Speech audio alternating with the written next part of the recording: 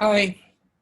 As an introduction for the systems biology course, to measure the properties of large molecule number of biomolecules in either cells, tissues, or whole organisms, so the biochemists and molecular biologists develop different ways to identify and isolate and manipulate molecular components in cells. These techniques are regular procedures used in many branches of science, including biochemistry, molecular biology, biophysics, and genetics. The molecules, which form the basis of life, provide scientists with more predictable and mechanistic tool for scientists to study. Working with whole organisms, or even just whole cells, can be unpredictable, with the outcome of experiments relying on the interaction of thousands of molecular pathways and external factors. So scientists may use techniques, a diverse form of techniques, many techniques to confirm a certain point in research to determine the function of a certain gene or protein, and find out what happened if the gene or a protein was absent or faulty. So sometimes scientists use the models of the knockout mice to knock out a certain gene and see what function could be affected due to the knocking down of the gene. An understanding of the properties of the large molecules in cells, the large number of biomolecules in cells, has granted scientists deeper understanding of how living things works, and use this knowledge to develop and predict as well treatments for those who need these treatments. So we will apply our understanding, understanding towards solving biological research questions.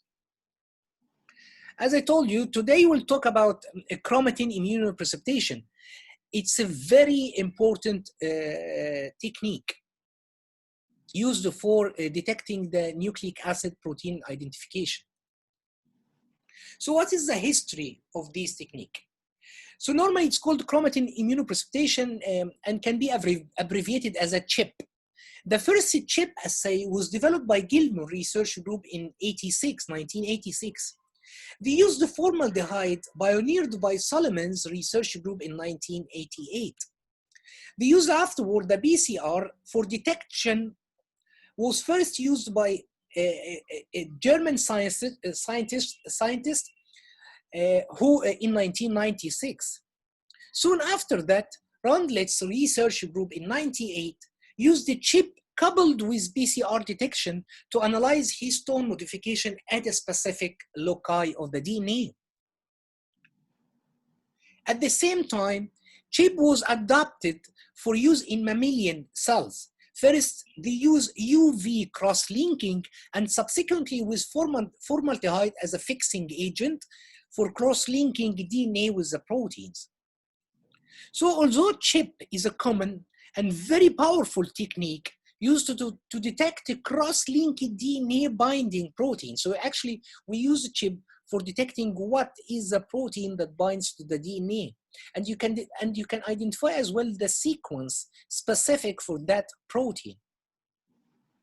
So ChIP can also be used in the absence of the cross-linking, referred to as the ChIP or N-ChIP. Native, N stands for native, to examine protein that remain stably associated with DNA.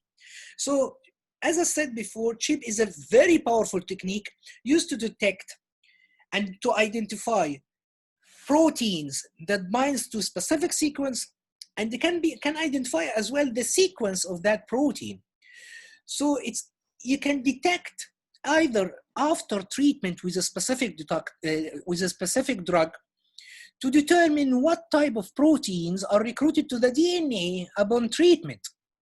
And as well, you can detect the DNA binding protein to a specific sequence in normal condition to see what normally types of protein binds to DNA in normal situations or normal scenarios.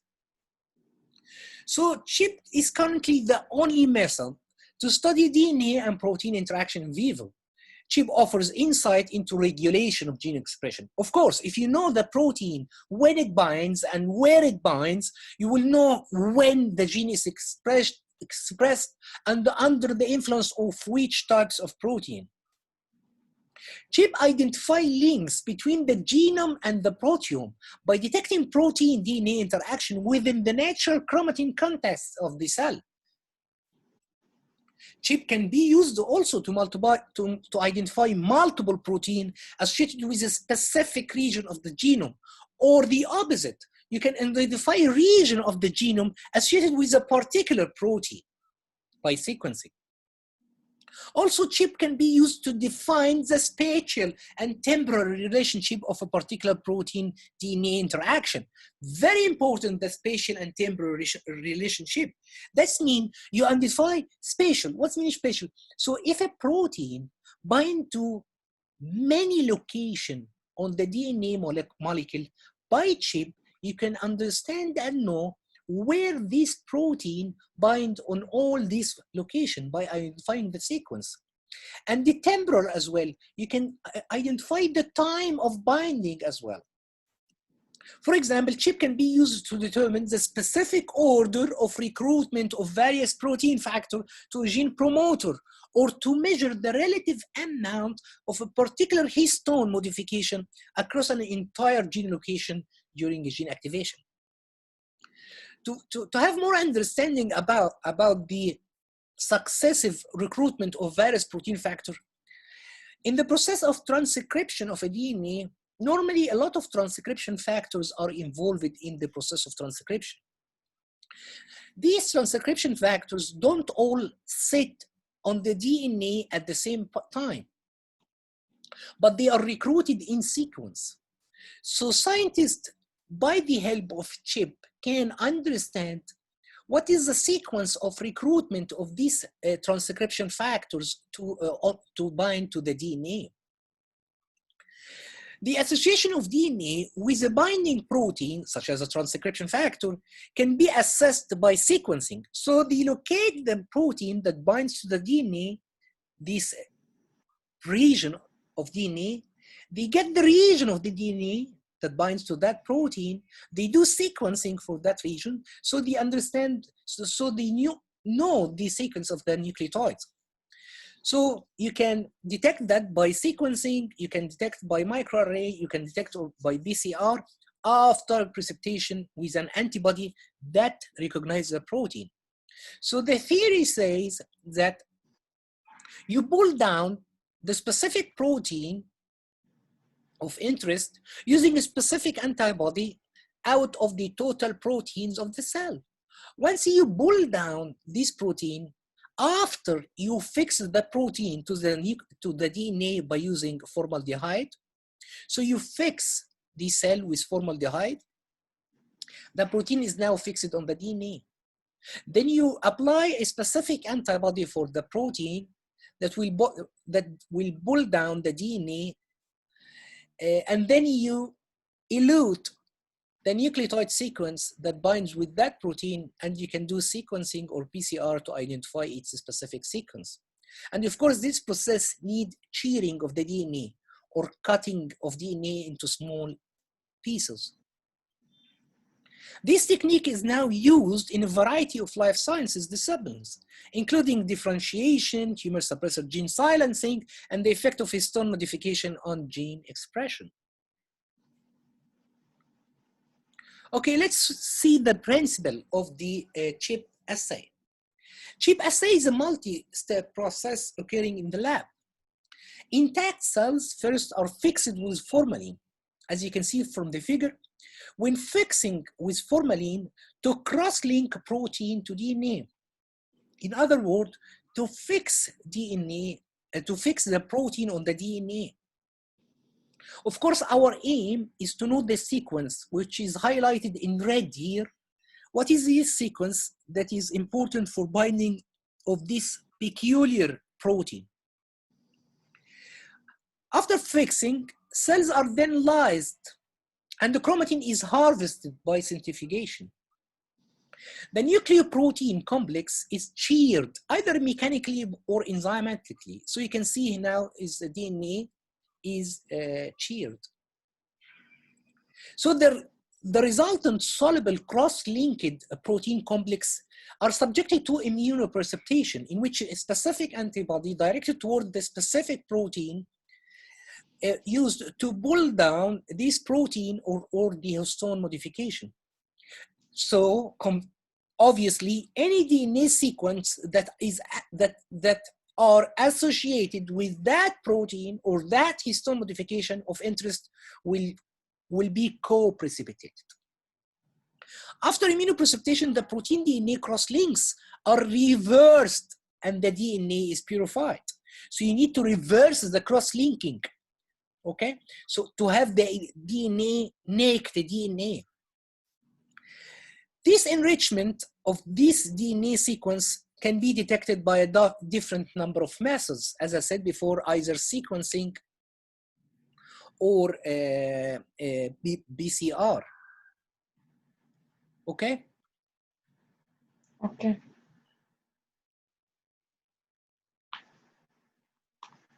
So let's see in the figure what's happening. You have the cell fixed, so the DNA is bound to the protein, cross-linked. You lyse the cell. You have a DNA in solution. You sonicate, that's mechanical digestion. Sonication will shear the DNA, and you can see the blue spots here. It represents the protein binds to DNA.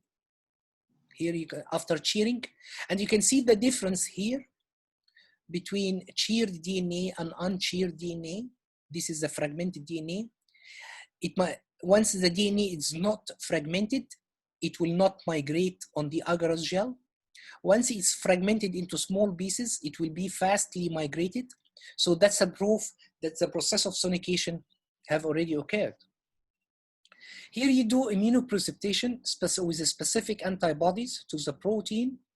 This immune complex will precipitate, and this represents the chip material. So you need now to decross link or remove the fixation effect and depurify the DNA alone. And you are sure now that these parts of DNA that is purified, it is actually the parts which were bound to the specific DNA sequence. You need to understand that the process of sonication or shearing will degrade randomly, will cut randomly the DNA all over the lens. But due to the presence of these proteins above the DNA at this location, it will protect the DNA from the sonication process. So DNA will never be cut at the region of the binding. Once you got the purified DNA, you can PCR, but you can PCR if you already know the sequence, because you need to design a forward and reverse primer. If you don't know the sequence, you can do if you don't know the nucleotide sequence, basically you can do direct sequencing for the segments of the DNA. You can do a qPCR as well if you know the sequence, and you can do a microarray as well. So what's the applications and drawbacks of that technique? ChIP can be used to identify the biomarkers or histone modifying enzymes, antibody as biomarkers, to analysis of transcription regulation, can be used in drug development research, can be used as analysis of a DNA damage and apoptosis, so to see if the effect of a certain treatment will affect damage or lead to apoptosis, as an example in cancer cells. So what is the main drawbacks? ChIP variability in cross-linking, IP, immunoprecipitation, protein DNA washing efficiency may affect the results. The dependence on the availability of high specific antibody. What does this mean? So if you are interested in a certain protein and you want to know the sequence of DNA that binds to that protein, so you need obviously to have a specific antibody to pull down this protein. What if this antibody is not in the market already? It's not done already. So you can do ChIP. The third drawback is the need of a high-level expression of a DNA binding protein of interest. Okay, what does this drawback mean? So if you are interested in a protein that is normally expressed in a very low level in the cell, so it will give you a very hard time to purify this protein and so prove and understand the sequences that bind it. So you need to enrich this protein. So normally scientists do an overexpression system for low-level proteins to see and investigate the sequence of nucleotides. Troubleshooting. Some problems arise while you're doing immunoprecipitation. The problem is like lower specific immunoprecipitation per mock immunoprecipitation signal ratio. Do any one of you know what is mock?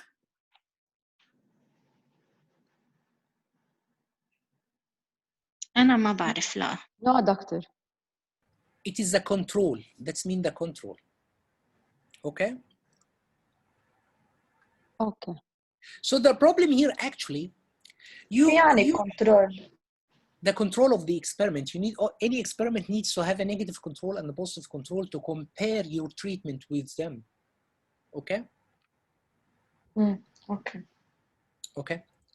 Okay, okay. We will discuss that later, okay? So let's understand what is the nature of that problem. So you need to investigate a certain protein, and you bought the antibody for the immunoprecipitation, but you found that the protein is not very specific. Instead of binding of your protein of interest, it can bind to a lot of other protein, and this is a major problem. So why the reason of lower specificity of antibody? The possible reason that the antibody is not binding to chromatin anyway. This may be due to the incubation time may be too short. So you need to increase the incubation time of antibody with protein to give time for the antibody to bind to the protein of interest. Masking of epitope due to long cross-linking time. So sometimes, as I said before, you need a cross-linking agent like formalin or formaldehyde. This formaldehyde will fix the protein on the DNA. But if you will increase the time of fixation, other protein will be fixed above your protein of interest. And of course, the antibody detected by an epitope on the protein. This epitope might be masked by another protein, so the antibody cannot bind to it. The third reason could be insufficient amount of chromatin use. Of course, for the second reason, you need only to solve this problem, you need to decrease the cross-linking time.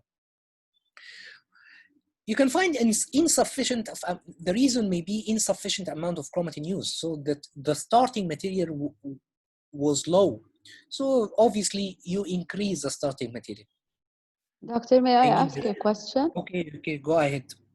Okay, doctor, you mentioned in the second reason that masking of epitope. Epitope, like based on what I know, epitopes are parts or usually are present on the bacteria or like virus or any non-self. So do you mean here epitopes the same thing اللي هن بيكونوا at the top of an antigen or it's antigen? Yes. The antigen. Epitope here is a general expression for binding for antibody. So if you buy an antibody commercially and you want to detect a protein, protein generally bind to the epitope. So it will search for the epitope of the protein of interest. So it's a general expression. It's not confined only for bacteria and viruses. It is a general Okay. mechanism. It is a general mechanism of binding of antibodies to antigen. So this epitope is above any antigen. Okay. Okay, doctor. Thank you. You're welcome.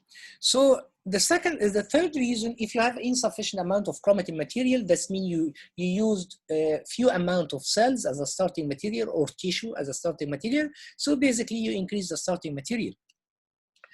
The fourth reason is high level of non-specific binding. So this antibody is poor, can bind to a lot of other proteins. So you need to first, before doing a ChIP, you need to check for the specificity of this antibody by just regular immunoprecipitation or Western blotting. The non-specific binding of DNA to the beads. Normally we use beads to pull down the immune complex. These beads, okay, if the DNA binds to the beads, that means it will be pulled down unspecifically to the protein it binds. So you need to increase the number of washes and increase the salt concentration of the washes to remove the DNA binding non-specifically to the beads.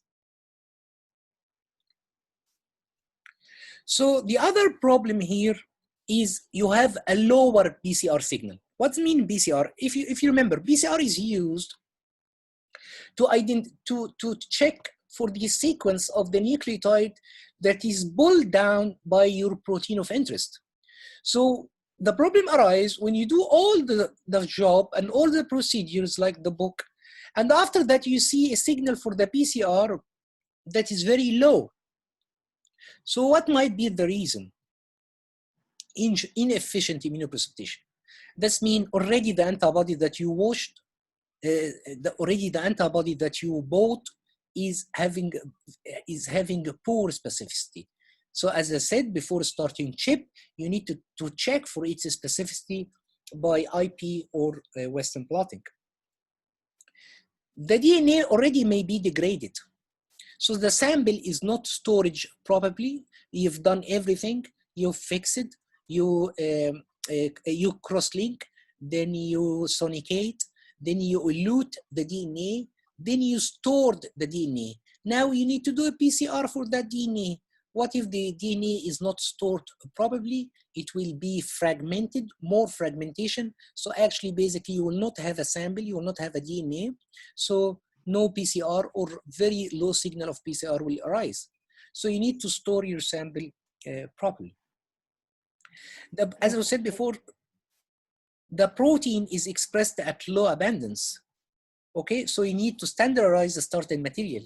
That means you need to have enough material because you need a lot of DNA as a byproduct and the purified DNA at the end. So you need to increase the starting material.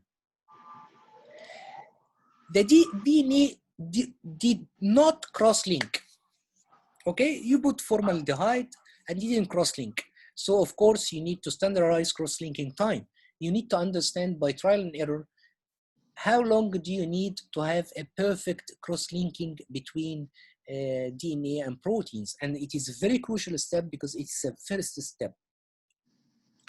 The target chosen is not the true target for the DNA binding protein. Okay, and this is very interesting. So what if you want to study a protein of interest? So you decided to study this protein of interest in the liver tissue, for example. So normally what you will do, you will take the liver tissue, fix it first to bind the DNA to the protein, lyse the liver tissue, do the sonication, do the elution of the DNA or a separation of the DNA from the protein, and do a PCR. Nothing appeared on the PCR. Why? Because you didn't check that this protein is expressed in liver or not. Maybe it's not expressed anyway. So the antibody you used didn't find anything. So to solve it, you need to know the target of the DNA binding protein to optimize the procedure. Another problem is no PCR signal at all. The possible reason, that PCR action may actually didn't work. So you need a positive control PCR must be included. Insufficient number of PCR cycle. So if you are familiar with the PCR, polymerase chain reaction, you already knew that there is a number of cycles needed for this reaction. So what if you didn't do insufficient number of cycles? So this will, you need to solve that by increasing the number of cycles. Doctor? So this slide, hold on, this slide shows the major problems and how you solve, how you can solve it, okay?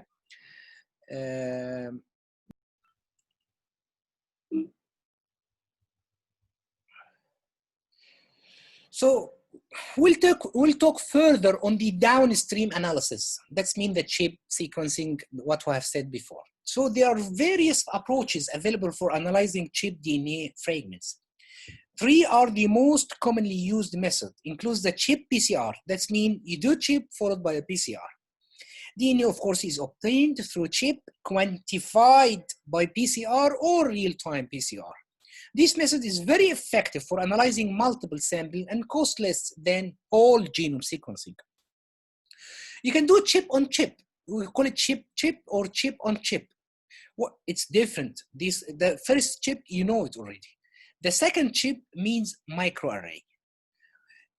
So this utilize microarray technology to generate high-resolution genomic-wide maps that can determine the binding site of many DNA binding protein, like the transcription factor and also chromatin-related modification. So what's our microarray technology? In a way, there is a slide, small slide, that have over than 20,000 fragments of DNA. And these slides, this glass slide, which we call it chip, the other chip, we need to see if this sequence, so normally by chip you identify the DNA that bind to specific protein. So you need to know if this DNA sequence is only specific to that protein, or might be in another time interval during the cell cycle, this sequence can bind to another different protein. And this time window, while you're doing the chip, was not available for you. So you can check for that as well. How is that? By chip on chip. So normally what do? You elute the DNA. So you have the DNA in hand from the chip experiment. And you buy a slide that this slide have over than 20,000 different protein, and you can buy this slide commercially. 20,000 different protein spotted on this slide.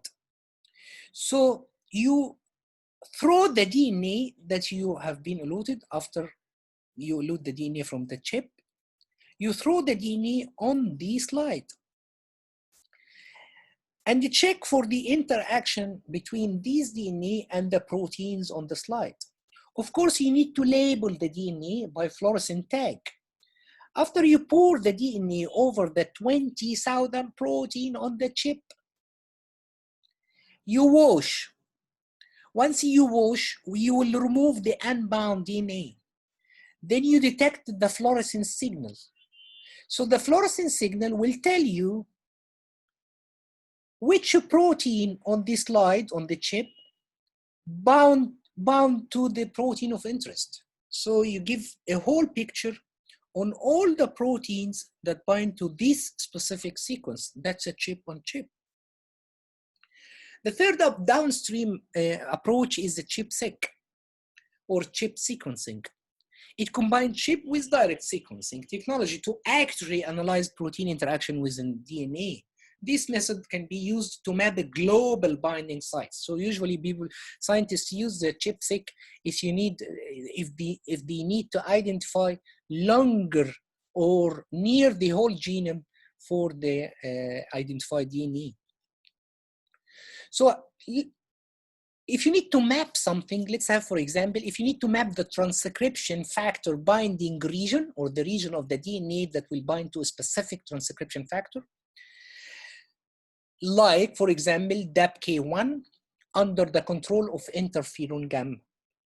So this binding site under the control of interferon, we will see what we can do. In order to establish the ChIP protocol, you need to use an antibody against your protein of interest. So you need to optimize 3 critical steps.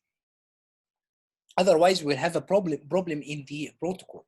The fixation time, the amount of input material, and the amount of antibody used. For the optimization step, it is helpful if there is a known target of the gene for the DNA binding protein of interest. And this serves as a positive control, and always a positive control is good for the experiment, as well as the negative control. So to optimize the chemical cross-linking time or the fixation time or the use of formaldehyde, one of the critical steps in ChIP is to capture the DNA protein interaction within cellular context. So you achieve that by using linking agent, which is a formaldehyde. If you use the excess cross-linking, as I said before, it will reduce the antigen availability or the epitope availability for the antibody. As I said before, it will mask the epitope because a lot of other proteins will bind on top of your protein of interest. So the antibody will find your protein of interest. So the cross-linking time needs to be experimentally determined when setting up ChIP for the first time. You do serial time points for the fixation and check for the fixation efficiency. The second optimization is the amount of the input material. The amount of DNA binding protein of interest available for the IP varies widely, as various proteins are expressed variously in various tissues. So it is important to, before beginning to do any ChIP experiment, to determine the expression level of the protein of interest using Western blotting. You need to express at that tissue if the protein is expressed by a convenient amount to do the ChIP assay. The third step is optimization of the amount of the antibody used for ChIP. So the cross-linked DNA protein complex is immunoprecipitated using a specific antibody against the protein of interest. We already said that. So the quality and the specificity of the specific antibody that will be used is extremely important for the outcome of the ChIP. A good quality antibody, a good specific antibody will give you a good ChIP result. The amount of antibody used to IB cross-linked protein DNA complex needs to be experimentally determined. So you need to check for the antibody before doing the ChIP assay. Certain antibody may efficiently IP native protein, but not be effective in IB protein cross-linking to chromatin. Can anyone tell me why for that sentence?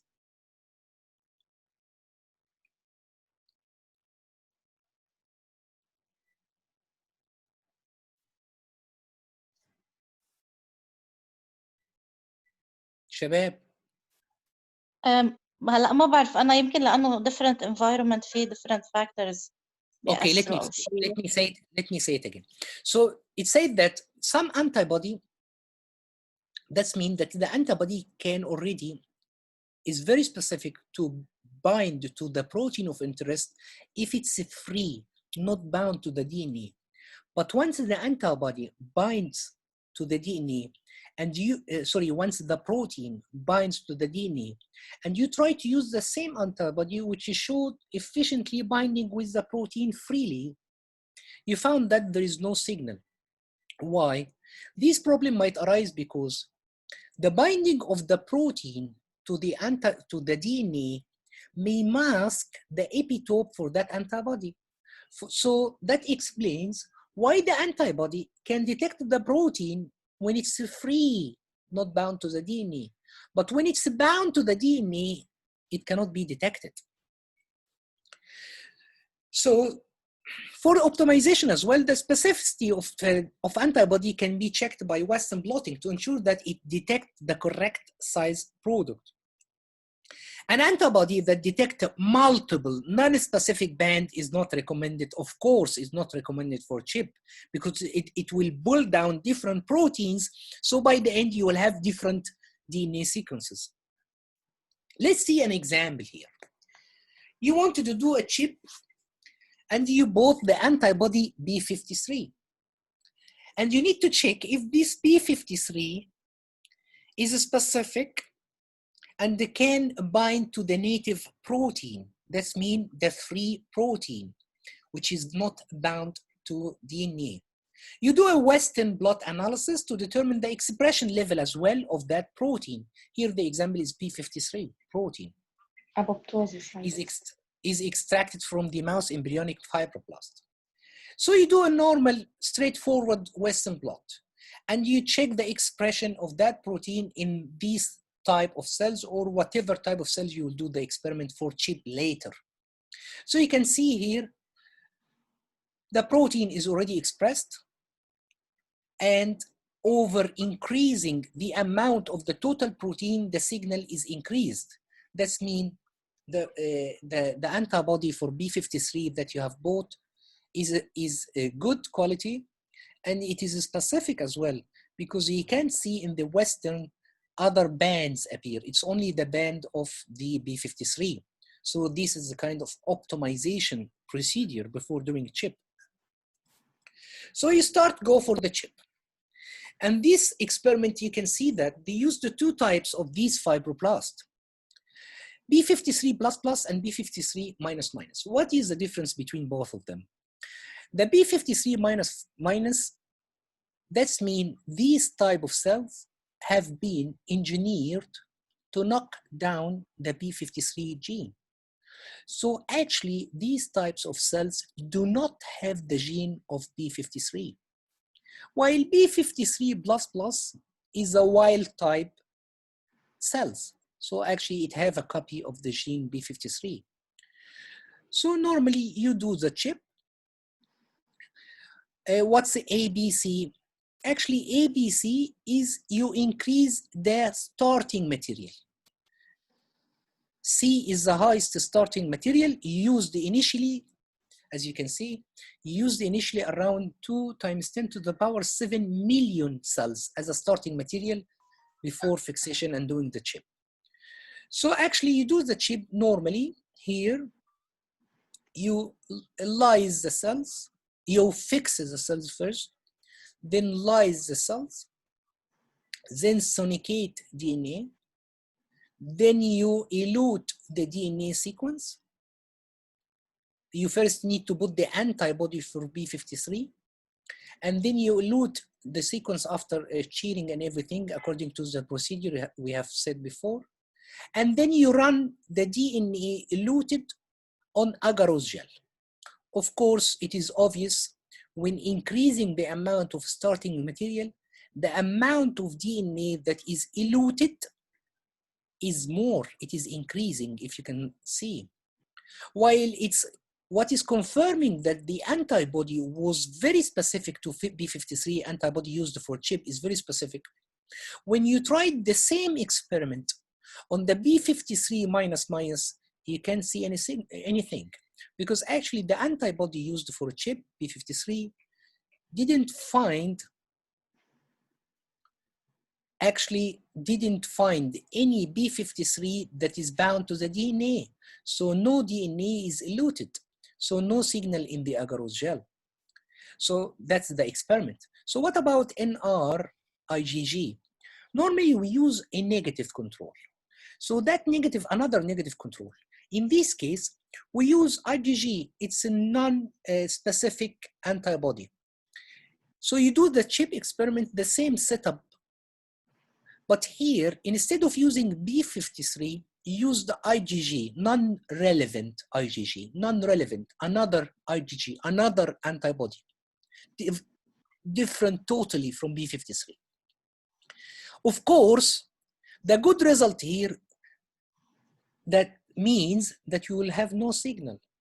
That means that adds up that your antibody is very specific. Okay, so basically here we proven that that B53 antibody used for ChIP is very specific. We proved that increasing the amount of input material will increase the yield of DNA by the end of the ChIP assay. Okay, and shows as well, you need to use a negative control, like irrelevant, non-relevant, any antibody or any other antibody for other proteins to double check the specificity of your antibody. Here, another, continuing about this experiment, you can see here, we'll check, the readout is a real-time PCR. Real-time PCR. So we check the expression of the B53 promoter fragments. So you can see here we used same as well. You have B53++, you have B53-. You are increasing the concentration, so the yield of the material is higher at C. When you used B53- with the same antibody B53, almost no yield. Of course, you expect to see no yield for the non-relevant IgG, because it will not pull any protein interacted with DNA, so the yield by the end of the ChIP assay will be nearly zero. Let's go deeper into ChIP assay, and let's check actually what they need to do.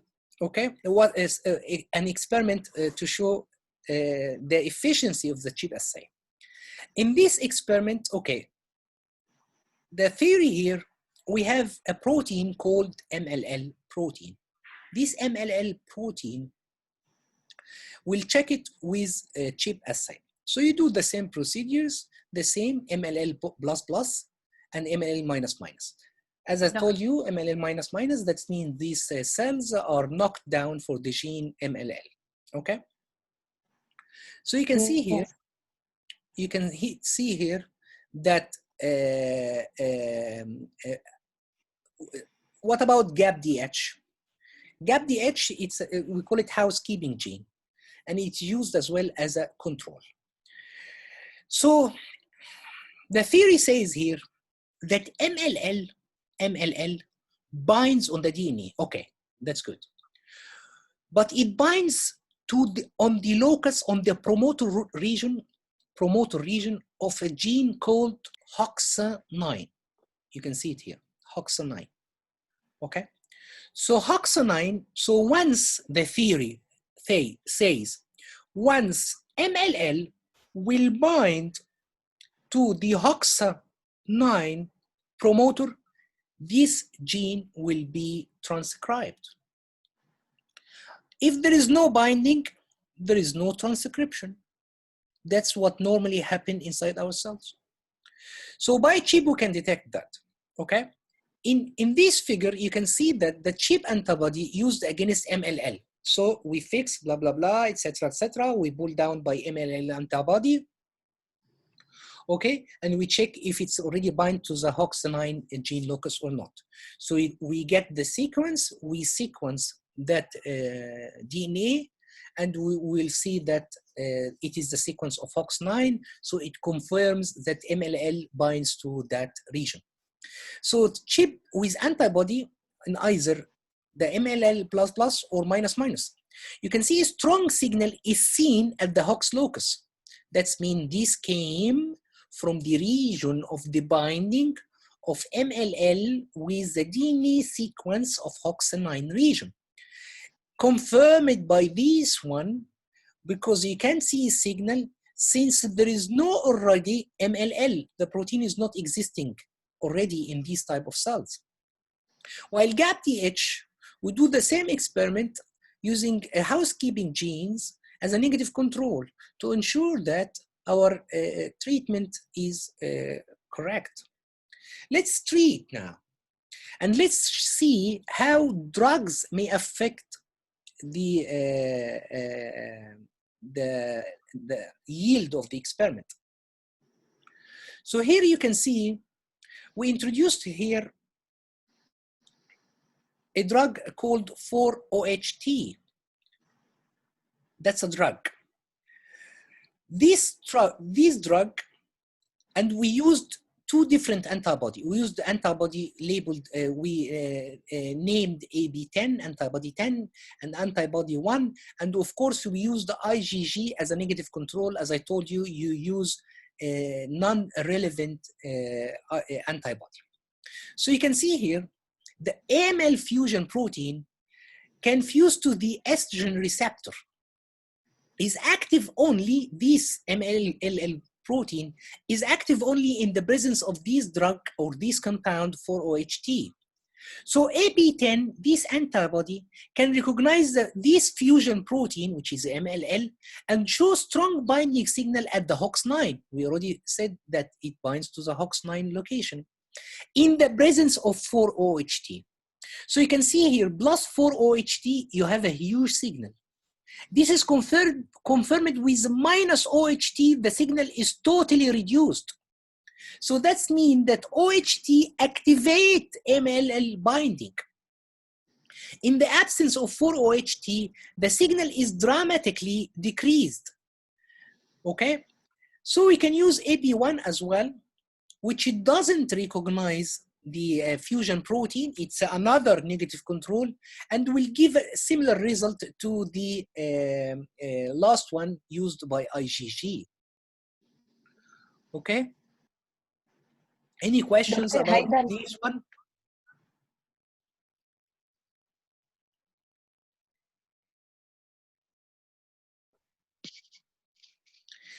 So here we'll see how the cross-linking efficiency can affect the eluted DNA.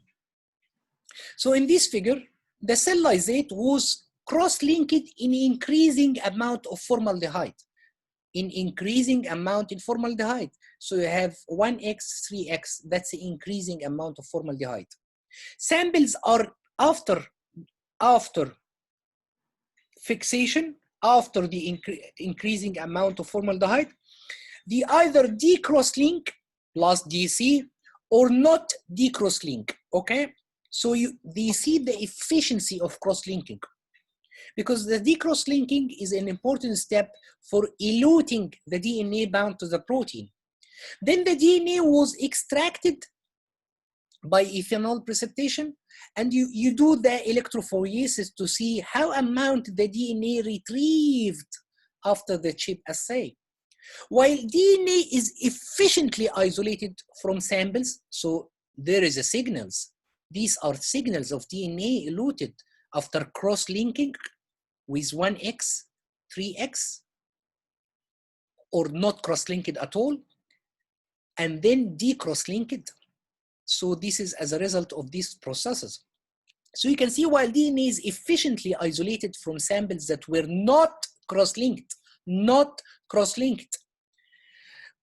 lanes indicate 0x is not cross-linking. Decross-linking is required for isolation of DNA from cross-linked samples. So again, so here, this DNA came from no fixation. After decross-linking, you retrieve a sample as well. And here it came from fixation. So you increase the fixing formaldehyde concentration. And when you do decross-linking, you get lower DNA content, which is not good. So the better one here is this one, because after cross-linking by 1x, after fixation by 1x concentration, you get convenient amount. Okay? Yes. Okay. So over cross-linking, as you can see from the figure, when using 3x concentration, will strongly decrease the amount of DNA yield by the end of the ChIP assay. To explain that more, let's take, for example, a DNA. This line represents DNA, and these balls represent histones, where the DNA is wrapped around histones. And these other circles represent the proteins bound to the DNA. Okay, so you can see after short fix, you can see that the DNA, the protein, the gray one is your protein of interest. it will bind to the DNA, no problem for that after short fix. So you will do the procedure, you do cheering, the cross-linking, and you'll do either sequencing or PCR for the sequence of the DNA that binds to the protein. What if you did longer fix? See, other proteins will bind on your protein of interest. What happened if this region where binding occur is actually the epitope for Will your specific be hidden. antibody? Sorry? Yeah, the epitopes of the targeted protein will be hidden. Hidden and covered. So Yeah, actually, we conclude here that cross-linking time is important for the efficiency of ChIP assay, right? Yes. Okay, let's see another example, control of the twist1 expression. That's a gene expressed by another protein, IV5, in a thyroid cancer cell line. So you can use the eukaryotic promoter database. It's on the online to detect the promoter of twist1 gene. Of course, you know the promoter. Yeah, it's the region where the transcription factor bind to in order to start transcribing the DNA. To initiate transcription. Yes, yes, okay? to initiate. Because actually RNA polymerase, which is responsible for transcription, okay? Yes. Okay, so to know the promoter of twist1 gene, you can get it from the EPD database online. Okay, so they found that the twist1 gene have 6 ATV5 binding sequence. Okay, so this promoter have 6 locations to bind another protein which is called ET5, and these are the sequence of it, are present in this promoter. You can see here. Yes, doctor. These are the human twist1 gene, and you can see the ETV5 binding sequence. One is here, one is here, one is here, one is here. These are the 5 red spots. Okay, so in this region you can see that it's for sure it is a promoter region because it have the negative sign, because as you all know, transcription starts from location +1. Okay, all the sequence that behind the start, the TSS, it is the transcription start site for the gene, for the actual gene. Okay, so again, in the promoter region of twist1, you can see 5 regions where ATV5 can bind. Okay, so let's see. Our aim to know ETV5 will bind to which one of them. Okay, as I told you, EBD site, you can go through it, play with it, and you can detect the sequence of all promoter, nearly all promoter for a lot of different organisms, including from Homo sapiens until Apis mellifera. Apis mellifera, this one, which is the honeybee. Okay? Yes. Okay, let's see what's happening now. So again, you have the same, this is the same figure actually. So they designed 3 primer pair for these 3 regions. A primer pair to detect for the DNA sequence at that region, a primer pair to detect for the DNA sequence at that region, and a primer pair to detect for DNA sequence at that region. So you can see here, which they label it PP1, PP2, PP3. And of course, you know, the primers are needed for PCR, okay, or sequencing. So you can see here from the experiment, they check for ChIP, they've done ChIP qPCR analysis of this twist1 promoter to show the binding of EDV in the region from -179, it's around this region, to -87, and this one for PP3. And as well for primer pair 1 and primer pair 2, didn't amplify, indicating no chromatin IP. That means that the ETV5 didn't bind to the region at primer pair 1 and primer pair 2, and only bound to the region at primer pair 3. Because you can see no amplification was obtained with the PPC, which is a primer pair control. So you can design another primer as a control to a different region to detect if the amplification is working. From the figure, you can see the qPCR signal is very huge when using the antibody for ETV5. You pull down ETV5 and you sequencing using a PPR3, a PP3, you'll find the signal. Confirm it by using IgG as a negative control. While in the other primers used, there is no signal. So the results show faulty enrichment in comparison to immunorestriction using IgG instead of ETV5 antibody. So the main conclusion of this experiment was that ETV5 bound to the region at the primer 3, and it is not bound at the other region. So as I said, the main conclusion here that in the cell, at that specific point doing the ChIP assay, ETV5 protein is bound in the region between -87 to -179. Okay. So finally, you can, if you know the signaling pathway, as you can see, this is a hypothetical. You can see that it's a protein, OLFML1, is inhibiting the translocation of a YAP protein to the nucleus. So what happened for that YAP protein when it is internalized or translocated to the nucleus? It sits on the promoter region of another promoter region for a gene called CTGF. This gene, once YAP sits on the promoter region, it will start to be transcribed, which will lead to mineralization, which will lead to the formation of bone material.